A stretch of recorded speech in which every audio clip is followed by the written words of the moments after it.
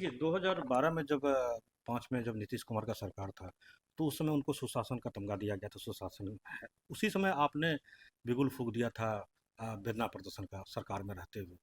तो भीड़ तो उस समय भी सर जुटा था। ये बेदना प्रदर्शन का आखिर आपने किया क्यों था? ये पूरे पूरे विस्तार से बताइए सरकार के खिलाफ। 2004 में मैं सांसद बना। पूर्णिया जल रहा था। यहाँ की कानून व्यवस्था ऐसी थी मोहित जी कि आप यहीं के निवासी हैं, आप जानते होंगे कि लोग 6-7 बजे के बाद तो सोच भी नहीं सकते थे कि पान के दुकान तक भी चले जाए। गांव हो या शहर हो, मोटे तौर पे वही हालत थी।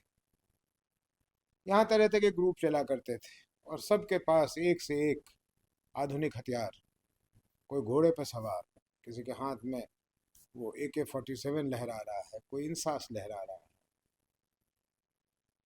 तो चुनाव में जब हम जा रहे थे, लोगों ने सवाल पूछा कि अगर आप बन गए तो आधे लोग तो आपके जानने वाले हैं। मगर जानने वाले नहीं है।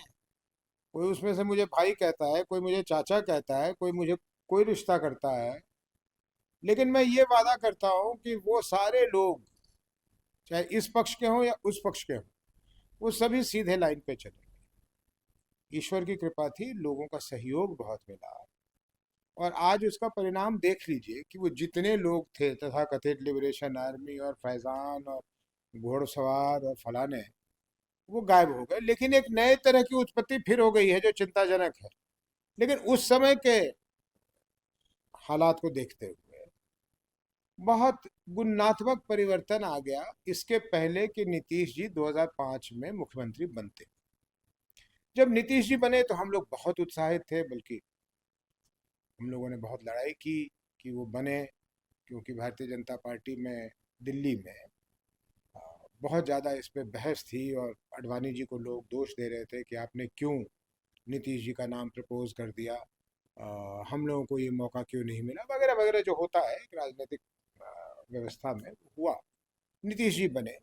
न्याय यात्रा के दौरान मैं उनके साथ कई जगह गया। उनके वादों में सबसे पहला वादा पलायन रुकेंगे, दूसरा वादा कानून व्यवस्था जंगल राज को ठीक करेंगे, और सभी लोग मान रहे थे कि वो जंगल राज था भी।